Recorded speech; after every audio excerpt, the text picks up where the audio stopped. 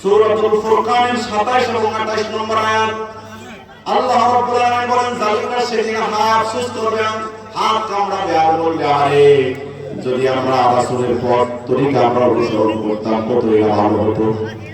আর বলবে, আরে কেন ওই জালিমদেরকে, আবু জাহেলের দোসরদেরকে, সেই মুগীরার দোসরদেরকে আমরা বন্ধু হিসেবে বানালাম, ইসলাম বিদ্বেষী, কোরআন বিদ্বেষী, নবী বিদ্বেষীদেরকে কেন আমরা আমাদের নেতা বানাইলাম। এই কথা বলে বলে তারা আফসোস করবে, সে আফসোসে তাদের কোনো কাজে আসবে না। এই সূরাটির নাম সূরাতুল ফুরকান। এটা কোরআনুল কারীমের 25 নম্বর সূরা, 18তম পারায় অবস্থিত। এই সূরার ভিতরে রুকু সংখ্যা হচ্ছে 6টি, আয়াত সংখ্যা হচ্ছে 77টি। এই সূরার ভিতরে শব্দ সংখ্যা আছে 896টি, হরফ সংখ্যা হলো 3786টি। আলহামদুলিল্লাহ, আমাদের প্রধান মেহমান তিনি মঞ্চে চলে এসেছেন, বলে আলহামদুলিল্লাহ। নারে তাকবীর, নারে তাকবীর। প্রধান অতিথির আগমন, প্রধান অতিথির আগমন, নারে তাকবীর। প্রিয় উপস্থিতি, আল্লাহ তাআলা আমাদের প্রধান মেহমানকে কবুল করুন, বলি আমিন। দীর্ঘ নেক হায়াত দান করুন। আমার প্রিয় বাবাজিরা, তো মেহমান চলে এসেছে, সুতরাং বোঝা যাচ্ছে আলোচনা কাটছাট, শর্টকাট মুক্তাসার। আমার এক ওস্তাদ অনেক সময় ক্লাসে আসলে বলতো মনোযোগ আকর্ষণ করার জন্য যে তোমরা দীর্ঘ আলোচনা করবো না, শর্টকাট মুক্তাসার, মানে একেবারে সংক্ষিপ্ত। কথা বুঝতেছেন? আল্লাহ তাআলা আমাদের মেহমানকে কবুল করে, বলি আমিন। লম্বা আলোচনার সুযোগ নেই, সুতরাং আমরা সরাসরি ব্যাখ্যায় চলে যাব। এই আয়াত আল্লাহ তাআলা যে প্রেক্ষাপটকে কেন্দ্র করে অবতীর্ণ করেছেন, শান নজুল। দুইজন ব্যক্তিকে, দুইটা লম্পট ব্যক্তিকে আল্লাহ খোদার তৌফিককে লক্ষ্য করে এই আয়াতে কারিমা আল্লাহ নাযিল করে গোটা বিশ্বের এই লম্পটদেরকে বুঝিয়েছেন। কথা বুঝতেছেন আপনারা? সেই দুই ব্যক্তি হলো উকবা ইবনে আবি মুঈত, আরেকজন হচ্ছেন উবাই ইবনে খালদ। বলেন কয়জন? উকবা ইবনে আবি মুঈত এবং উবাই ইবনে খালদ। তাফসীরে এসেছে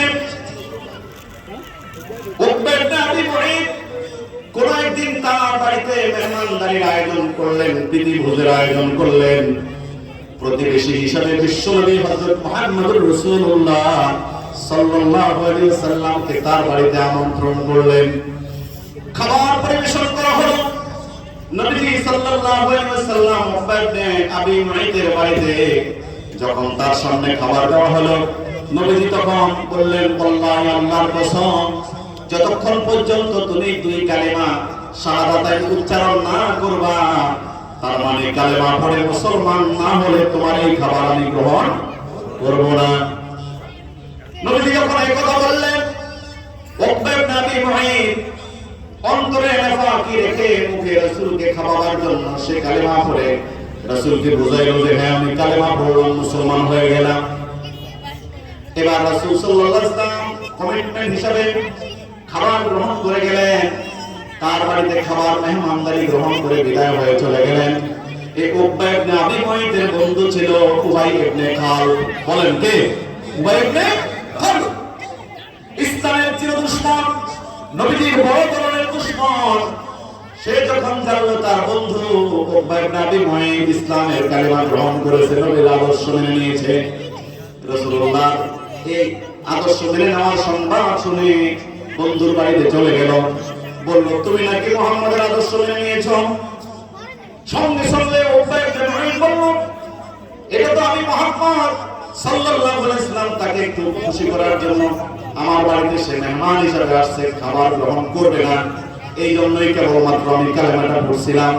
মূলত আমি তার প্রতি ঈমান গ্রহণ করি নাই। জোরে বলেন নাউযুবিল্লাহ। কপাল ভালো না খারাপ? কপাল পোড়া, ঠিক কি না? সে সঙ্গে সঙ্গে মুরতাদ হয়ে গেল। আমার প্রিয় বাবাজিরা, এই মুরতাদ তার সম্পর্কে আল্লাহ রাব্বুল আলামিন এই 27 নম্বর আয়াতে কারিমাটি নাযিল করলেন। আর ওই উবাই ইবনে খালদ সম্পর্কে আল্লাহ তাআলা পরবর্তী 28 নম্বর আয়াতে কারিমা আল্লাহ নাযিল করে দিলেন। সেই উবাইকে সে বলল, ইয়া ওয়াইলাতা লাইতানি লাম আত্তাখিয ফুলানান খলিলা। রাসূলুল্লাহ আদর্শকে তরক করে বন্ধু হিসেবে উবাই ইবনে খালদকে গ্রহণ করেছে। কিয়ামতের দিন সে বলবে, আরে আমি যদি মুহাম্মাদের আদর্শই ধরে রাখতাম, যে কালেমা আমি পড়েছিলাম সেটাই যদি আমি লালন করতাম, আর এই লম্পট উবাই ইবনে খালদকে যদি আমি বন্ধু হিসেবে না বানাতাম, তাহলে আজকে আমার কপাল খুলে যেত, আজকে আমি জান্নাতের অধিবাসী হয়ে যেতাম। ঠিক কি না প্রিয় উপস্থিতি? সুতরাং আজকে আপনাকে আমাকে সিদ্ধান্ত গ্রহণ করতে হবে কি আমরা কিয়ামতের দিন হাত কামাবো, আফসোস করব, নাকি আমার রাসূলের তরিকা মোতাবেক চলবো? কোনটা? রাসূলুল্লাহ সাল্লাল্লাহু আলাইহি ওয়াসাল্লামকে আমাদের বন্ধু হিসেবে গ্রহণ করতে হবে। রাজি আছেন ইনশাআল্লাহ? আমার প্রিয় বাবাজিরা ভাইরা, এই জায়গায় যে ইয়াউমা কথা বলা হয়েছে, ইয়াউমা, সেই ইয়াউমা বলতে কিয়ামতের দিন, ইয়াউমুল কিয়ামা, ইয়াউমুল হিসাব, ইয়াউমুল জাযা, ইয়াউমুদ্দিন, ইয়াউমুল আখিরা, পরকালের দিবস, বিচারের দিবস, হাসরের দিবস, যেদিন প্রতিদান প্রদান করা হবে সেই প্রতিদান দিবস। জোরে বলুন সুবহানাল্লাহ। আমার প্রিয় বাবাজিরা, সেদিন জালিমরা এভাবে হাত কামড়াতে থাকবে। কোন কোন তাফসীর কারকরা বলেছেন, তাফসীর ইবনে কাসির এসেছে মূলত এখানে সেই উবাই ইবনে খালদ এবং উকবা ইবনে আবি মুঈত উদ্দেশ্য নয়, বরং দুনিয়াতে যারাই নবী সাল্লাল্লাহু আলাইহি ওয়াসাল্লামের আদর্শকে পরিহার করে লম্পট নাস্তিক মুরতাদের আদর্শকে লালন করে তাদের সকলকে এখানে আল্লাহ তাআলা বুঝিয়েছেন, তাদের সকলের অবস্থাই হবে এরকম কিয়ামতের ময়দানে। যারা বলেন নাউযুবিল্লাহ। তাদের চিত্রটা আল্লাহ রাব্বুল আলামিন সূরাতুল আহজাব আয়াতের তাফসীরে আল্লাহ তাআলা নিজেই বলেন, ইয়াউমা তুকাল্লাবু ওয়ুজুহুহুম ফিন্নার, ইয়াউমা তুকাল্লাবু ওয়ুজুহুহুম ফিন্নার ইয়াকুলুনা ইয়া লাইতানা আতা'না আল্লাহ ওয়া আতা'না আর-রাসূলা। জোরে জোরে বলেন আল্লাহু আকবার। আপনারা কি আমার সাথে আছেন? সবাই আছেন তো ইনশাআল্লাহ? ইয়াউমা তুকাল্লাবু ওয়ুজুহুহুম ফিন্নার, ওই জালিম যারা নবীর আদর্শ ছেড়ে বাতিলকে আদর্শ হিসেবে গ্রহণ করেছে, আবু জাহলকে আদর্শ হিসেবে মেনে নিয়েছে, আবু জাহেলের দোসরদেরকে যারা আদর্শ হিসেবে মেনে নিয়েছেন, তাদের চেহারাগুলোকে জাহান্নামের উপর করে কিয়ামতের দিন ফলানো হবে। এবং যখন তাদেরকে উপর করে জাহান্নামে নিক্ষেপ করে দেওয়া হবে, তখন তারা বলতে থাকবে, আরে হায় আমাদের আফসোস, যদি দুনিয়াতে আমরা আল্লাহ এবং তার রাসূলকে অনুসরণ করতাম। সেই সময় আফসোস করে কোনো লাভ হবে? কথা বলা হবে? তারা এইভাবে বলতে থাকবে, আহা যদি আমাদের দুনিয়াতে আমরা আল্লাহ এবং তার রাসূলের অনুসরণ করতাম। শুধু তাই নয়, তারা আরো বলবে, ক্বালু রাব্বানা ইন্না আতানা সাদাতানা ওয়া কুবারানা ফাদাল্লুনা সাবিলা। হে আল্লাহ, হে আমাদের প্রতিপালক, আমরা তো আমাদের নেতাদের অনুসরণ করে গোমরা হয়েছি, ওরা আমাদেরকে গোমরা করে দিয়েছে, পথ নষ্ট করে দিয়েছে। ওদের পথ অনুসরণ করার কারণে ওরা আমাদেরকে আসল পথ থেকে ভিন্ন পথে পরিচালিত করেছে। কথা বলেন ঠিক কিনা? সুতরাং নেতা নির্বাচন করতে সাবধান। এমন নেতা আমাকে নির্বাচন করতে হবে যেই নেতা আমাকে আল্লাহ চিনাবে, কোরআন চিনাবে, রাসূল চিনাবে, আখিরাত চিনাবে, জান্নাত পর্যন্ত পৌঁছে দিবে। কথা বলেন ঠিক কিনা? ঠিক। জন্য তারা ওই দিন আল্লাহ তাআলার দরবারে বলতে থাকবে, হায় আমাদের রব, আমরা আমাদের নেতাদের অনুসরণ করেছিলাম, ওরাই আমাদেরকে পথ গোমরা করে দিয়েছে, কোরআন থেকে সরিয়ে দিয়েছে, তোমার পথ থেকে আমাদেরকে তোমার রাসূলের তরিকাকে সরিয়ে দিয়েছে। এবার তারা আরো আবেদন করবে, রব্বানা আতিহিম দিআফাইন মিনাল আযাব। হে আল্লাহ, আজকে তুমি তাদেরকে আমাদেরকে যে শাস্তি দিচ্ছ, আমাদের লিডারদেরকে, ওই নেতাদেরকে আমাদের চেয়ে ডাবল শাস্তি দাও। নাউযুবিল্লাহ বলবেন না? আমাদের চেয়ে তাদেরকে ডাবল শাস্তি দাও। ওয়ালআনহুম লা'নান কাবীরা, এবং তাদেরকে তাদের প্রতি তোমার বড় ধরনের গজব লানত অবতীর্ণ করে দাও। জোরে বলেন নাউযুবিল্লাহ। প্রিয় বাবাজিরা, অনুসারীরা এইভাবে তাদের লক্ষ্য নেতাদের বিরুদ্ধে আল্লাহর কাছে আবেদন করতে থাকবে।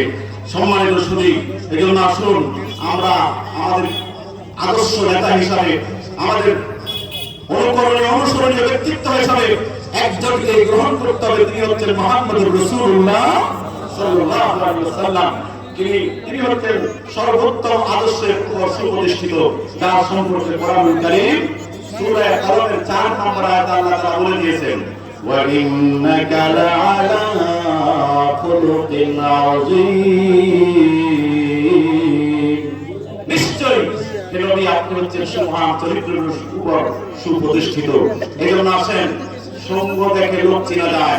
আমাকে বন্ধু বাছাই করতে হলে বন্ধুকে আগে যাচাই বাছাই করা লাগবে, ঠিক কিনা বলেন? যাকে তাকে আদর্শ মানা যাবে না। আল্লাহ রাসূল সাল্লাল্লাহু আলাইহি ওয়াসাল্লাম হাদিস শরীফের ভিতরে বলেছেন, আর রাজুলু আলা দীনি খালিলিহি ফালইয়ানজুর আহাদুকুম মান ইউখালিল।